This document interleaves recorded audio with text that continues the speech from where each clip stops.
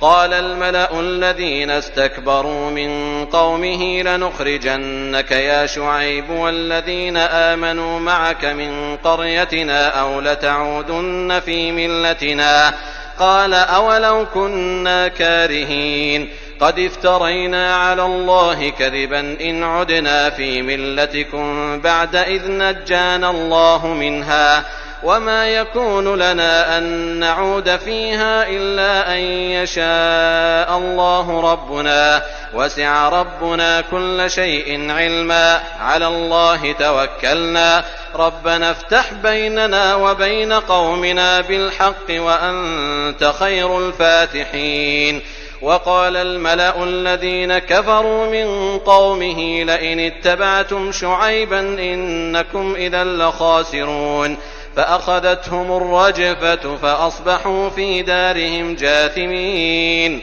الذين كذبوا شعيبا كأن لم يغنوا فيها الذين كذبوا شعيبا كانوا هم الخاسرين. فتولى عنهم وقال يا قوم لقد أبلغتكم رسالات ربي ونصحت لكم فكيف آسى على قوم كافرين. وما أرسلنا في قرية من نبي إلا أخذنا أهلها بالبأساء والضراء لعلهم يضرعون ثم بدلنا مكان السيئة الحسنة حتى عفوا وقالوا قد مس آباءنا الضراء والسراء فأخذناهم بغتة وهم لا يشعرون. ولو أن أهل القرى آمنوا واتقوا لفتحنا عليهم بركات من السماء والأرض ولكن كذبوا فأخذناهم بما كانوا يكسبون. أفأمن أهل القرى أن يأتيهم بأسنا بياتا وهم نائمون أو أمن أهل القرى أن يأتيهم بأسنا ضحى وهم يلعبون أفأمنوا مكر الله فلا يأمن مكر الله إلا القوم الخاسرون. أولم يهد للذين يرثون الأرض من بعد أهلها أن لو نشاء أصبناهم بذنوبهم ونطبع على قلوبهم فهم لا يسمعون. تلك القرى نقص عليك من أنبائها ولقد جاءتهم رسلهم بالبينات فما كانوا ليؤمنوا بما كذبوا من قبل كذلك يطبع الله على قلوب الكافرين. وما وجدنا لأكثرهم من عهد وإن وجدنا أكثرهم لفاسقين. ثم بعثنا من بعدهم موسى بآياتنا إلى فرعون وملئه فظلموا بها فانظر كيف كان عاقبة المفسدين. وقال موسى يا فرعون إني رسول من رب العالمين حقيق على ألا أقول على الله إلا الحق قد جئتكم ببينة من ربكم فأرسل معي بني إسرائيل. قال إن كنت جئت بآية فأت بها إن كنت من الصادقين. فألقى عصاه فإذا هي ثعبان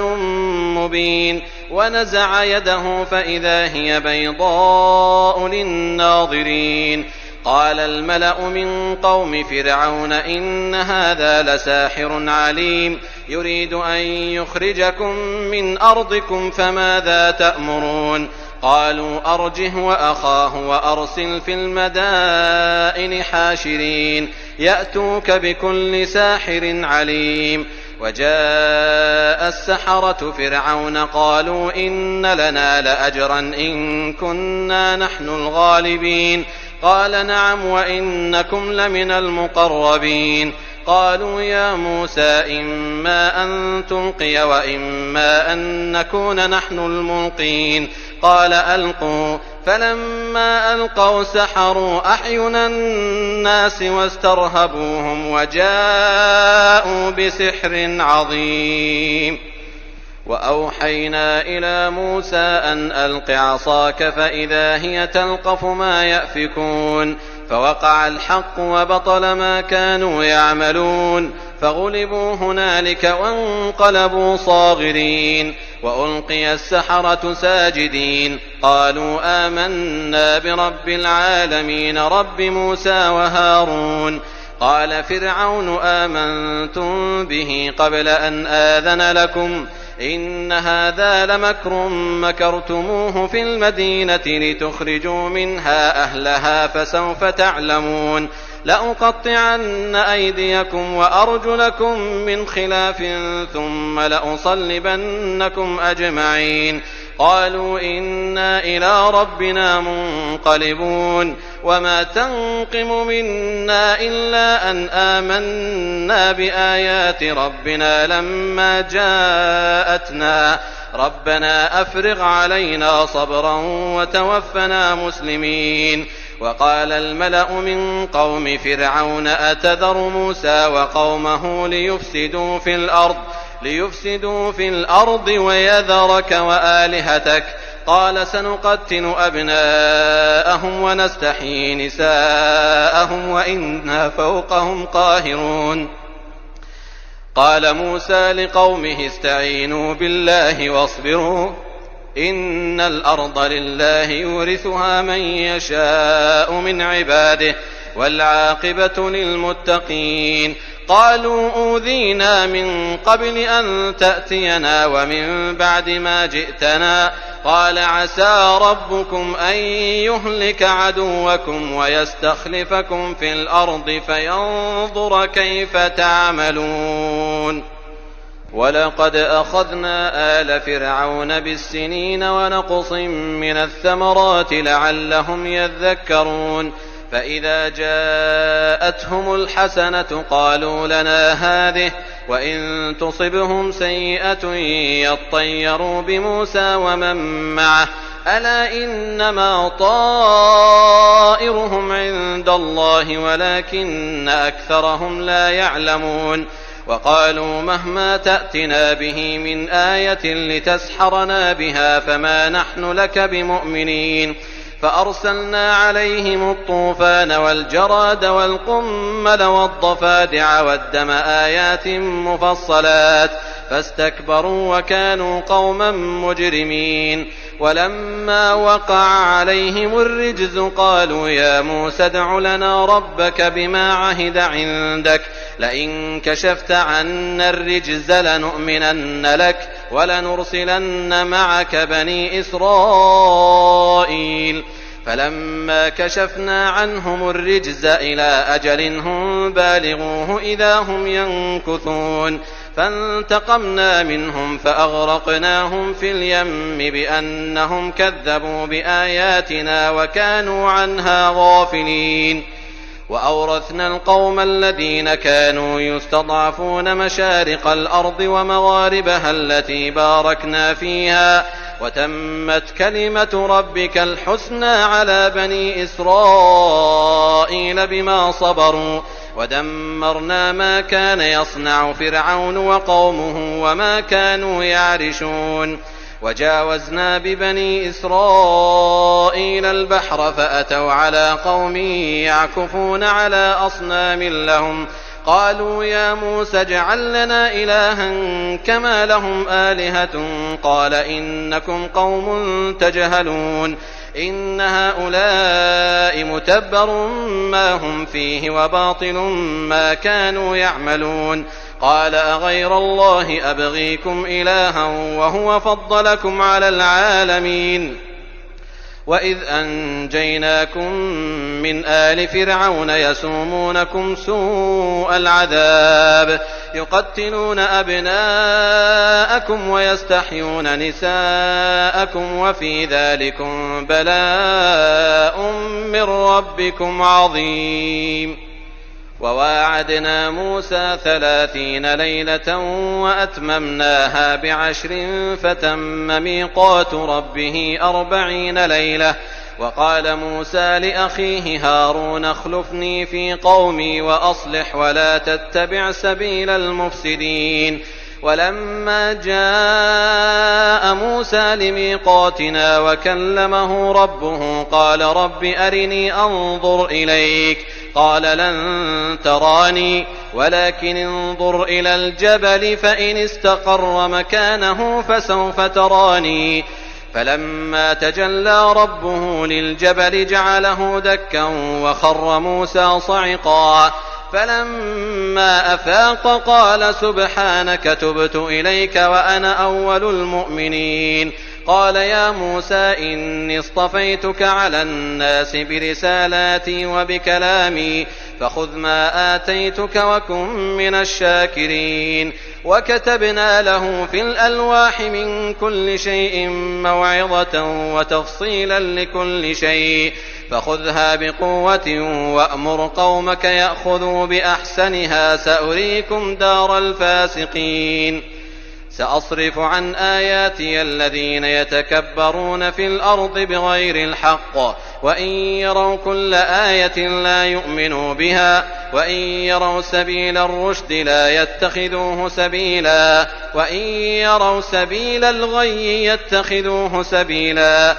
سأصرف عن آياتي الذين يتكبرون في الأرض بغير الحق وإن يروا كل آية لا يؤمنوا بها وإن يروا سبيل الرشد لا يتخذوه سبيلا وإن يروا سبيل الغي يتخذوه سبيلا ذلك بأنهم كذبوا بآياتنا وكانوا عنها غافلين والذين كذبوا بآياتنا ولقاء الآخرة حبطت أعمالهم هل يجزون إلا ما كانوا يعملون واتخذ قوم موسى من بعده من حليهم عجلا جسدا له خوار ألم يروا أنه لا يكلمهم ولا يهديهم سبيلا اتخذوه وكانوا ظالمين ولما سقط في أيديهم ورأوا أنهم قد ضلوا قالوا لئن لم يرحمنا ربنا ويغفر لنا لنكونن من الخاسرين ولما رجع موسى إلى قومه غضبان أسفا قال بئس ما خلفتموني من بعدي أعجلتم أمر ربكم وألقى الألواح وأخذ برأس أخيه يجره إليه قال ابن أم إن القوم استضعفوني وكادوا يقتلونني فلا تشمت بي الأعداء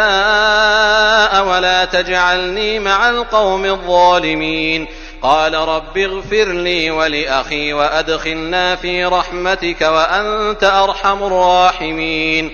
إن الذين اتخذوا العجل سينالهم غضب من ربهم وذلة في الحياة الدنيا وكذلك نجزي المفترين والذين عملوا السيئات ثم تابوا من بعدها وآمنوا إن ربك من بعدها لغفور رحيم ولما سكت عن موسى الغضب أخذ الألواح وفي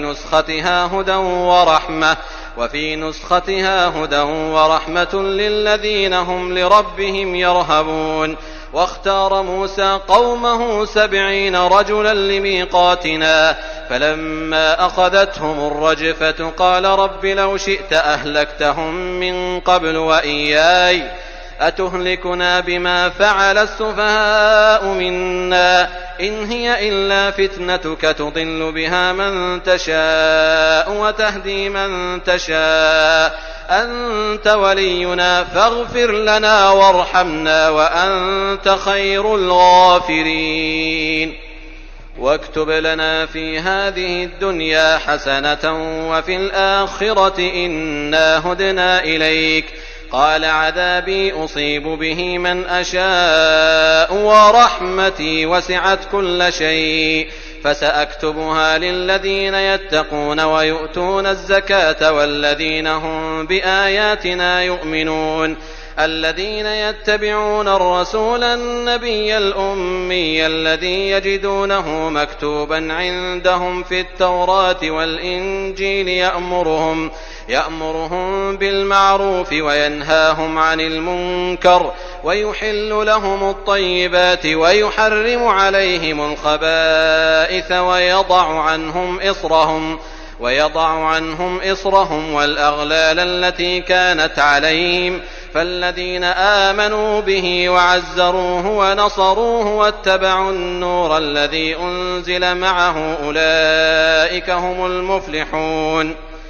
قل يا أيها الناس إني رسول الله إليكم جميعا الذي له ملك السماوات والأرض لا إله إلا هو يحيي ويميت فآمنوا بالله ورسوله النبي الأمي الذي يؤمن بالله وكلماته واتبعوه لعلكم تهتدون. ومن قوم موسى أمة يهدون بالحق وبه يعدلون وقطعناهم 12 أسباطا أمما وأوحينا إلى موسى إذ استسقاه قومه أن اضرب بعصاك الحجر فانبجست منه 12 عينا قد علم كل أناس مشربهم وظللنا عليهم الغمام وأنزلنا عليهم المن والسلوى كلوا من طيبات ما رزقناكم وما ظلمونا ولكن كانوا أنفسهم يظلمون. وإذ قيل لهم اسكنوا هذه القرية وكلوا منها حيث شئتم وقولوا حطة وادخلوا الباب سجدا نغفر لكم خطيئاتكم سنزيد المحسنين. فبدل الذين ظلموا منهم قولا غير الذي قيل لهم فأرسلنا عليهم رجزا من السماء بما كانوا يظلمون. واسألهم عن القرية التي كانت حاضرة البحر إذ يعدون في السبت إذ تأتيهم حيتانهم يوم سبتهم شرعا ويوم لا يسبتون لا تأتيهم كذلك نبلوهم بما كانوا يفسقون. وإذ قالت أمة منهم لم تعظون قوما الله مهلكهم أو معذبهم عذابا شديدا قالوا معذرة إلى ربكم ولعلهم يتقون. فلما نسوا ما ذكروا به أنجينا الذين ينهون عن السوء وأخذنا الذين ظلموا بعذاب بئيس بما كانوا يفسقون. فلما عتوا عما نهوا عنه قلنا لهم كونوا قردة خاسئين.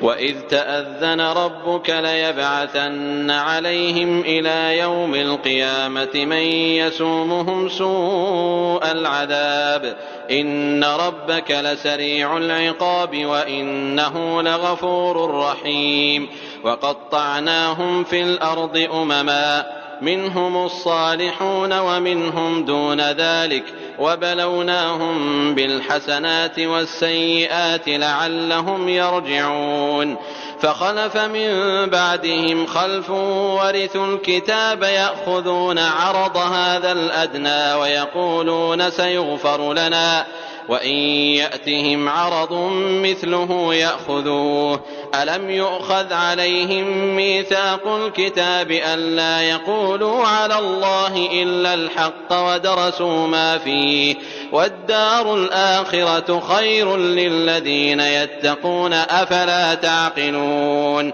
والذين يمسكون بالكتاب وأقاموا الصلاة إنا لا نضيع أجر المصلحين. وإذ نتقنا الجبل فوقهم كأنه ظلة وظنوا أنه واقع بهم خذوا ما آتيناكم بقوة واذكروا ما فيه لعلكم تتقون. وإذ أخذ ربك من بني آدم من ظهورهم ذريتهم وأشهدهم على أنفسهم ألست بربكم قالوا بلى شهدنا أن تقولوا يوم القيامة إنا كنا عن هذا غافلين أو تقولوا إنما أشرك آباؤنا من قبل وكنا ذرية من بعدهم أفتهلكنا بما فعل المبطلون وكذلك نفصل الآيات ولعلهم يرجعون واتل عليهم نبأ الذي آتيناه آياتنا فانسلخ منها فأتبعه الشيطان فكان من الغاوين ولو شئنا لرفعناه بها ولكنه أخلد إلى الأرض واتبع هواه فمثله كمثل الكلب إن تحمل عليه يلهث أو تتركه يلهث ذلك مثل القوم الذين كذبوا بآياتنا فاقصص القصص لعلهم يتفكرون ساء مثلا القوم الذين كذبوا بآياتنا وأنفسهم كانوا يظلمون من يهد الله فهو المهتدي ومن يضلل فأولئك هم الخاسرون ولقد ذرأنا لجهنم كثيرا من الجن والإنس لهم قلوب لا يفقهون بها ولهم أعين لا يبصرون بها ولهم آذان لا يسمعون بها أولئك كالأنعام بل هم أضل أولئك هم الغافلون ولله الأسماء الحسنى فادعوه بها وذروا الذين يلحدون في أسمائه سيجزون ما كانوا يعملون وممن خلقنا أمة يهدون بالحق وبه يعدلون والذين كذبوا بآياتنا سنستدرجهم من حيث لا يعلمون وأملي لهم إن كيدي متين أولم يتفكروا ما بصاحبهم من جنة إن هو إلا نذير مبين أولم ينظروا في ملكوت السماوات والأرض وما خلق الله من شيء وأن عسى أن يكون قد اقترب أجلهم فبأي حديث بعده يؤمنون من يضلل الله فلا هادي له ويذرهم في طغيانهم يعمهون يسألونك عن الساعة أيان مرساها قل إنما علمها عند ربي لا يجليها لوقتها إلا هو ثقلت في السماوات والأرض لا تأتيكم إلا بغتة يسألونك كأنك حفي عنها قل إنما علمها عند الله ولكن أكثر الناس لا يعلمون قل لا أملك لنفسي نفعا ولا ضرا إلا ما شاء الله ولو كنت أعلم الغيب لاستكثرت من الخير وما مسني السوء إن أنا إلا نذير وبشير لقوم يؤمنون هو الذي خلقكم من نفس واحدة وجعل منها زوجها ليسكن إليها فلما تغشاها حملت حملا خفيفا فمرت به فلما أثقلت دعوا الله ربهما لئن آتيتنا صالحا لنكونن من الشاكرين فلما آتاهما صالحا جعلا له شركاء فيما آتاهما فتعالى الله عما يشركون أيشركون ما لا يخلق شيئا وهم يخلقون ولا يستطيعون لهم نصرا ولا أنفسهم ينصرون وإن تدعوهم إلى الهدى لا يتبعوكم سواء عليكم أدعوتموهم أم أنتم صامتون إن الذين تدعون من دون الله عباد أمثالكم فادعوهم فليستجيبوا لكم إن كنتم صادقين ألهم أرجل يمشون بها أم لهم أيدي يبطشون بها أم لهم أعين يبصرون بها أم لهم آذان يسمعون بها قل ادعوا شركاءكم ثم كيدون فلا تنظرون إن وليي الله الذي نزل الكتاب وهو يتولى الصالحين والذين تدعون من دونه لا يستطيعون نصركم ولا أنفسهم ينصرون وإن تدعوهم إلى الهدى لا يسمعوا وتراهم ينظرون إليك وهم لا يبصرون خذ العفو وأمر بالعرف وأعرض عن الجاهلين وإما ينزغنك من الشيطان نزغ فاستعذ بالله إنه سميع عليم إن الذين اتقوا إذا مسهم طائف من الشيطان تذكروا فإذا هم مبصرون وإخوانهم يمدونهم في الغي ثم لا يقصرون وإذا لم تأتهم بآية قالوا لولا اجتبيتها قل إنما أتبع ما يوحى إلي من ربي هذا بصائر من ربكم وهدى ورحمة لقوم يؤمنون وإذا قرئ القرآن فاستمعوا له وأنصتوا لعلكم ترحمون واذكر ربك في نفسك تضرعا وخيفة ودون الجهر من القول بالغدو والآصال ولا تكن من الغافلين إن الذين عند ربك لا يستكبرون عن عبادته ويسبحونه وله يسجدون. بسم الله الرحمن الرحيم. يسألونك عن الأنفال قل الأنفال لله والرسول فاتقوا الله وأصلحوا ذات بينكم وأطيعوا الله ورسوله إن كنتم مؤمنين. إنما المؤمنون الذين إذا ذكر الله وجلت قلوبهم وإذا تليت عليهم آياته زادتهم إيمانا وعلى ربهم يتوكلون.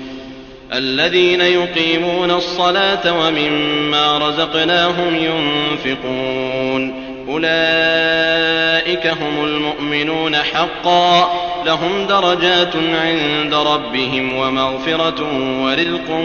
كريم. كما أخرجك ربك من بيتك بالحق وإن فريقا من المؤمنين لكارهون يجادلونك في الحق بعدما تبين كأنما يساقون إلى الموت وهم ينظرون. وإذ يعدكم الله إحدى الطائفتين أنها لكم وتودون أن غير ذات الشوكة تكون لكم ويريد الله أن يحق الحق بكلماته ويقطع دابر الكافرين ليحق الحق ويبطل الباطل ولو كره المجرمون. إذ تستغيثون ربكم فاستجاب لكم أني ممدكم ب1000 من الملائكة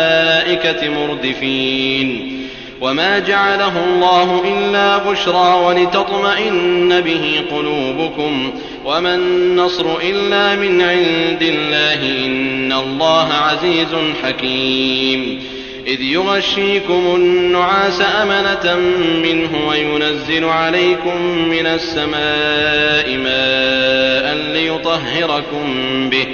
ليطهركم به ويذهب عنكم رجز الشيطان وليربط على قلوبكم ويثبت به الأقدام. إذ يوحي ربك إلى الملائكة أني معكم فثبتوا الذين آمنوا سألقي في قلوب الذين كفروا الرعب فاضربوا فوق الأعناق واضربوا منهم كل بنان ذلك بأنهم شاقوا الله ورسوله ومن يشاقق الله ورسوله فإن الله شديد العقاب ذلكم فذوقوه وأن للكافرين عذاب النار. يا أيها الذين آمنوا إذا لقيتم الذين كفروا زحفا فلا تولوهم الأدبار ومن يولهم يومئذ دبره إلا متحرفا لقتال أو متحيزا إلى فئة فقد باء بغضب من الله ومأواه جهنم وبئس المصير. فلم تقتلوهم ولكن الله قتلهم وما رميت إذ رميت ولكن الله رمى وليبلي المؤمنين منه بلاء حسنا إن الله سميع عليم. ذلكم وأن الله موهن كيد الكافرين. إن تستفتحوا فقد جاءكم الفتح وإن تنتهوا فهو خير لكم وإن تعودوا نعد ولن تغني عنكم فئتكم شيئا ولو كثرت وأن الله مع المؤمنين. يا أيها الذين آمنوا أطيعوا الله ورسوله ولا تولوا عنه وأنتم تسمعون ولا تكونوا كالذين قالوا سمعنا وهم لا يسمعون. إن شر الدواب عند الله الصم البكم الذين لا يعقلون. ولو علم الله فيهم خيرا لأسمعهم ولو أسمعهم لتولوا وهم معرضون. يا أيها الذين آمنوا استجيبوا لله وللرسول إذا دعاكم لما يحييكم واعلموا أن الله يحول بين المرء وقلبه وأنه إليه تحشرون. واتقوا فتنة لا تصيبن الذين ظلموا منكم خاصة واعلموا أن الله شديد العقاب. واذكروا إذ أنتم قليل مستضعفون في الأرض تخافون أن يتخطفكم الناس فآواكم وأيدكم بنصره ورزقكم من الطيبات لعلكم تشكرون. يا أيها الذين آمنوا لا تخونوا الله والرسول وتخونوا أماناتكم وأنتم تعلمون واعلموا أنما أموالكم وأولادكم فتنة وأن الله عنده أجر عظيم.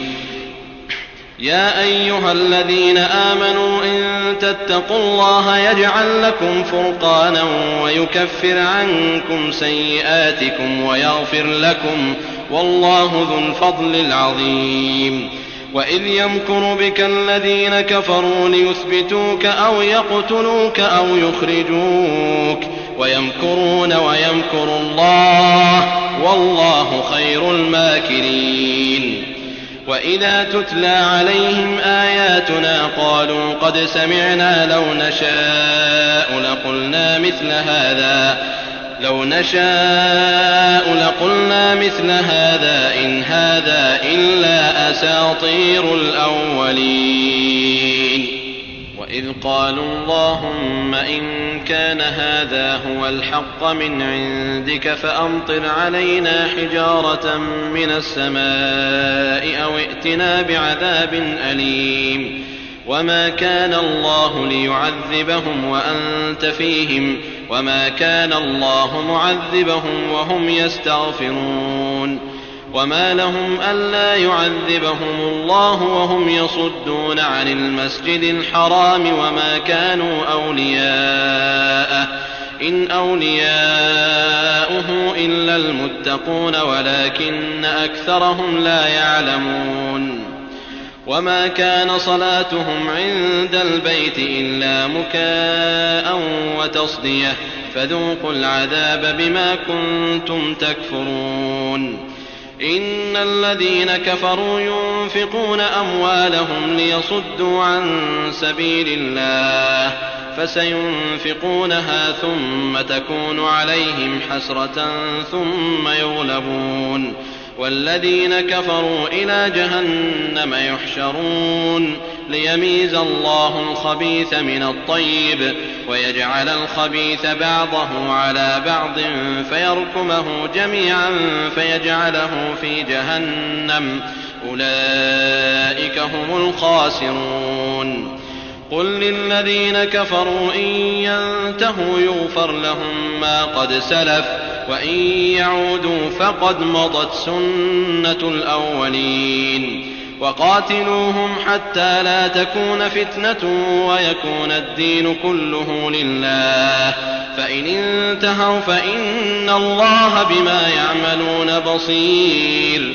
وإن تولوا فاعلموا أن الله مولاكم نعم المولى ونعم النصير